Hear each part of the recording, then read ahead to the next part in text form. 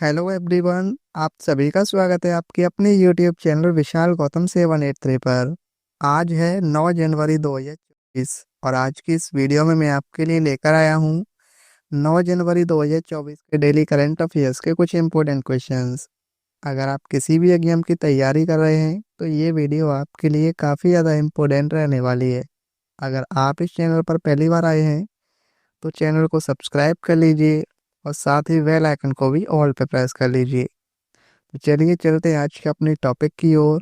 और कल की वीडियो में हमने जाना था भारत की शतरंज खिलाड़ी आर वैशाली ने 2024 FIDE विश्व ब्लिट्ज चैंपियनशिप के महिला वर्ग में कौन सा पदक जीता है। तो ये जीता है इन्होंने कांस्य पदक। किस राज्य के वन विभाग ने महाभारत पर आधारित एक उद्यान विकसित किया है। उत्तराखंड। कौन सा राज्य वन पारिस्थितिकी तंत्र को हरित सकल घरेलू उत्पाद से जोड़ने वाला पहला राज्य बन गया है। छत्तीसगढ़। 1 जनवरी 2025 को आधिकारिक तौर पर कौन से दो देश यूरोपीय संघ के शेंगेन क्षेत्र के पूर्ण सदस्य बन गए हैं। रोमानिया और बुल्गारिया। किस देश ने 1 जनवरी 2025 से प्रभावी पुराने रिजॉर्ट शुल्क को बदलते हुए एक नया पर्यटन कर पेश किया है। रूस ने। किस मंत्रालय ने 2025 को सुधारों का वर्ष घोषित किया है। रक्षा मंत्रालय ने। किस राज्य सरकार ने 2 जनवरी से 26 जनवरी 2025 तक संस्कृति उत्सव मनाने की घोषणा की है। उत्तर प्रदेश ने। कौन सा राज्य 20 से 31 जनवरी 2025 तक राष्ट्रीय सरस मेला 2025 का आयोजन करेगा। केरल। भारत ने भूकंप के बाद किस देश को $5 लाख की सहायता राशि प्रदान की है। वानुआतू। किस राज्य सरकार ने 1 जनवरी 2025 से 15 दिवसीय छात्रों के बीच पठन अभियान शुरू किया है। महाराष्ट्र ने। Jammu Kashmir and Ladakh through the ages नामक पुस्तक का विमोचन किसने किया है। अमित शाह ने। अजंता एलोरा अंतर्राष्ट्रीय फिल्म महोत्सव 2025 में पद्म पानी लाइफ टाइम अचीवमेंट पुरस्कार से किसे सम्मानित किया जाएगा। सई परांजपे को। तो आज का हमारा पहला क्वेश्चन है 82वें वार्षिक गोल्डन ग्लोब पुरस्कार 2025 में सर्वश्रेष्ठ मोशन पिक्चर ड्रामा पुरस्कार किसने जीता है। राइट आंसर है option see the brute list ने। 5 जनवरी 2025 को कैलिफोर्निया के बेवर्ली हिल्स में बेवर्ली हिल्टन में आयोजित 82वें वार्षिक गोल्डन ग्लोब अवार्ड्स का आयोजन किया गया है और 2025 में द ब्रूट लिस्ट ने सर्वश्रेष्ठ मोशन पिक्चर्स ड्रामा जीता है। किस राज्य केंद्र शासित प्रदेश में 18वें प्रवासी भारतीय दिवस सम्मेलन का आयोजन किया गया है। राइट आंसर है ऑप्शन सी उड़ीसा राज्य के भुवनेश्वर में। उड़ीसा की राजधानी भुवनेश्वर आज से 10 जनवरी 2025 तक 18वें प्रवासी भारतीय दिवस सम्मेलन की मेजबानी करेगा।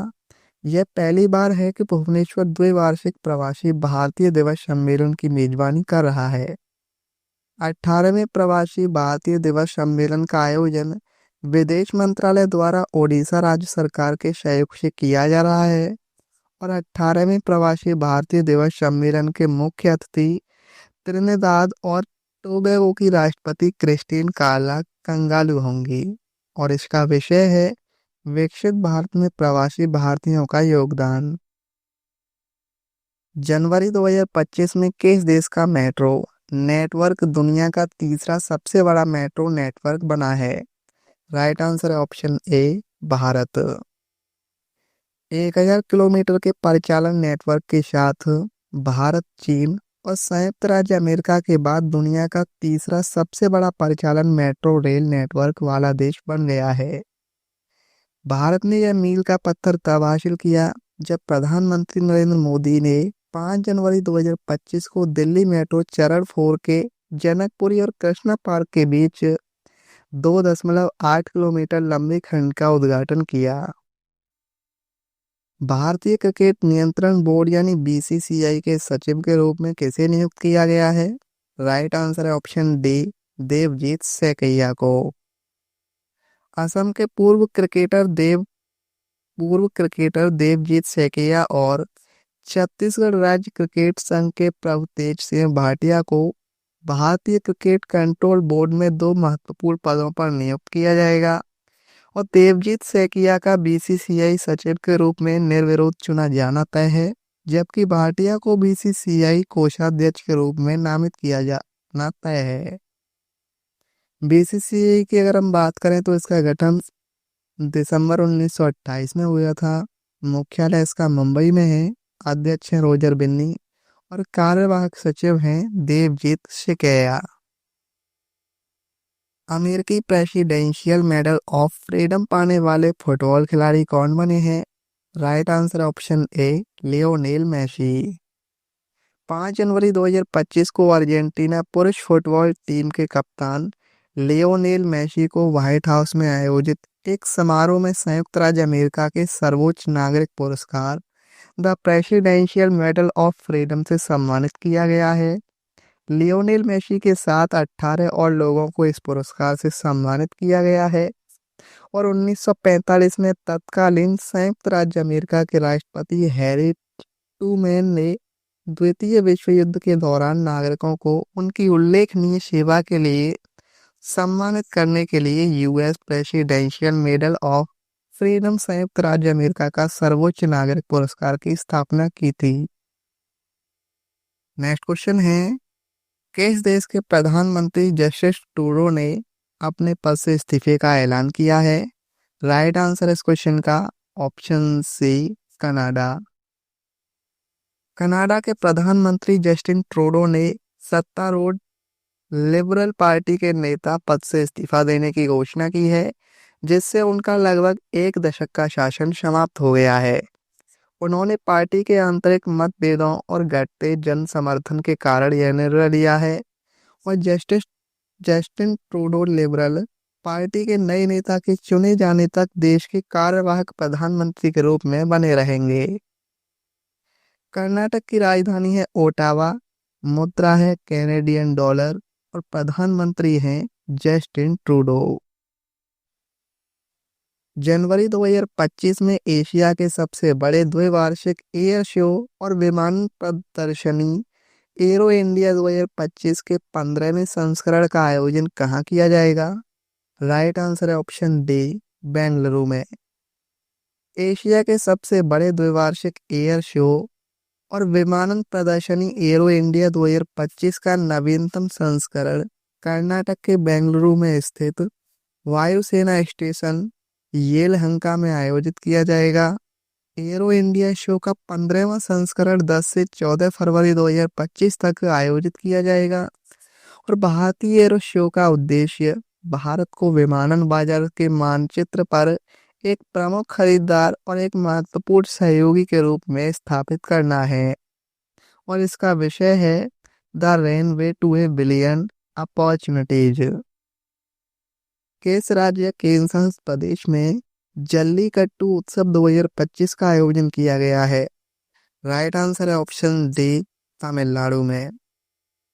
तमिलनाडु के 2025 के पहले जल्लीकट्टू उत्सव का आयोजन 4 जनवरी को पुडुकोट्टई जिले के गंदरवाकोइट्टी तालुक के थांचकुरिची गांव में हुआ है और इस प्रतिष्ठित आयन पारंपरिक बैल परामर्श कार्यक्रम पोंगल उत्सव और राज्य में जल्लीकट्टू सीजन की शुरुआत का प्रतीक है। जल्लीकट्टू नाम जल्ली चांदी और सोने के सिक्के और कट्टू बंधे हुए से आया है, जो प्रतिभागियों को दिए जाने वाले पुरस्कारों का प्रतीक है। किस संगठन ने स्वदेशी रूप से पैरासीटामोल दवा का उत्पादन करने की तकनीक विकसित की है? राइट आंसर ऑप्शन ए CSIR। 5 जनवरी 2025 को नई दिल्ली में आयोजित वैज्ञानिक एवं औद्योगिक अनुसंधान विभाग के 40वें स्थापना दिवस केंद्रीय विज्ञान एवं प्रौद्योगिकी राज्य मंत्री डॉक्टर जितेंद्र सिंह ने घोषणा की है कि वैज्ञानिक एवं औद्योगिक अनुसंधान परिषद ने स्वदेशी रूप से पैरासीटामोल दवा का उत्पादन करने की तकनीक विकसित की है। CSIR द्वारा पैरासीटामोल के निर्माण के लिए स्वदेशी तकनीक के विकास से भारत बुखार और दर्द के मामले में इस्तेमाल की जाने वाली इस दवा में आत्मनिर्भर हो जाएगा। CSIR का पूरा नाम है council of scientific and industrial research, जिसे हिंदी में कहते हैं वैज्ञानिक एवं औद्योगिक अनुसंधान परिषद। सीएसआईआर की स्थापना 1942 में वैज्ञानिक ज्ञान को बढ़ावा देने और भारत के औद्योगिकीकरण और आर्थिक विकास को बढ़ावा देने के लिए की गई थी। सीएसआईआर का मुख्यालय नई दिल्ली में है। अध्यक्ष हैं भारत के प्रधानमंत्री और महानिदेशक हैं डॉक्टर एन कलेशेल्वी। भारतीय सेना के वरुण तोमर ने 67वीं राष्ट्रीय निशानेबाजी चैंपियनशिप 2024 के पुरुषों की 10 मीटर एयर पिस्टल स्पर्धा में कौन सा पदक जीता है? तो राइट आंसर इस क्वेश्चन का ऑप्शन सी, स्वर्ण पदक। 67वीं नेशनल शूटिंग चैंपियनशिप का आयोजन 15 दिसंबर से 31 दिसंबर 2024 तक किया गया है, जिसमें राइफल इवेंट भोपाल में और पिस्टल इवेंट दिल्ली में संपन्न है। भारतीय सेना के वरुण तोमर ने 67वीं राष्ट्रीय निशानेबाजी चैंपियनशिप 2024 के पुरुषों की 10 मीटर एयर पिस्टल स्पर्धा का फाइनल जीता है और इस चैंपियनशिप में पद्मुन सिंह ने रजत पदक जीता है और राजस्थान के आकाश भारद्वाज ने कांस्य पदक जीता है। उत्तराखंड में आयोजित होने वाले 38वें राष्ट्रीय खेलों के मशाल का नाम क्या रखा गया है? राइट आंसर इस क्वेश्चन का ऑप्शन सी, तेजस्विनी। 38वें राष्ट्रीय खेल का आयोजन 28 जनवरी से 14 फरवरी 2025 तक उत्तराखंड में आयोजित किया जाएगा और 38वें राष्ट्रीय खेल राजीव गांधी अंतरराष्ट्रीय स्टेडियम देहरादून में आयोजित किए जाएंगे और 38वें राष्ट्रीय खेल का मस्कट, मौली और मशाल तेजस्विनी है। उत्तराखंड की स्थापना 9 नवंबर 2000 को हुई थी। देहरादून राजधानी है शीतकालीन के लिए और गैरसैंण है ग्रीष्मकालीन के लिए। उत्तराखंड के मुख्यमंत्री हैं पुष्कर सिंह धामी और राज्यपाल हैं लेफ्टिनेंट जनरल गुरमीत सिंह। भारत के पहले जनरेशन बीटा बच्चे का जन्म किस राज्य में हुआ है? राइट आंसर इस क्वेश्चन का ऑप्शन सी, आइजोल।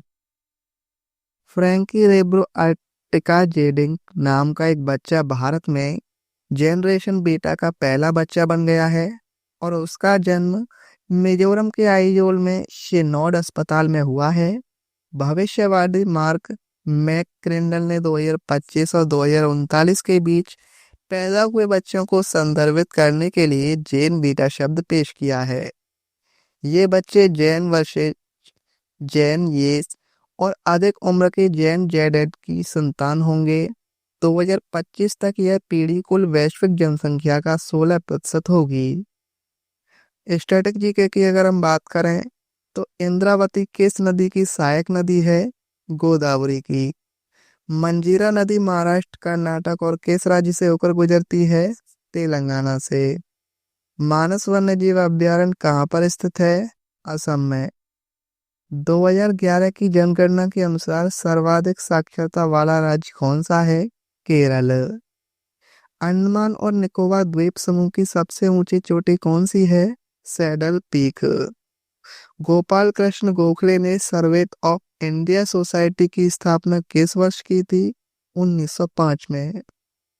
हरिजन सेवक संघ की स्थापना 1932 में किसके द्वारा की गई थी? महात्मा गांधी के द्वारा। भारत के राष्ट्रपति के रूप में चुनाव के लिए योग्यताओं का उल्लेख किस अनुच्छेद में किया गया है? अनुच्छेद 58 में। राष्ट्रपति को संसद की अवकाश के दौरान अध्यादेश जारी करने का अधिकार किस अनुच्छेद के अंतर्गत है? अनुच्छेद 123 के अंतर्गत। राज्य विधानसभाओं की अवधि का उल्लेख किस अनुच्छेद में किया गया है? अनुच्छेद 172 में। कल की वीडियो मैंने आपसे क्वेश्चन पूछा था, किस राज्य के वन विभाग ने महाभारत पर आधारित एक उद्यान विकसित किया है? उत्तराखंड। और अब आपके लिए आज का क्वेश्चन है, जनवरी 2025 में किस देश का मेट्रो नेटवर्क दुनिया का तीसरा सबसे बड़ा मेट्रो नेटवर्क बना है?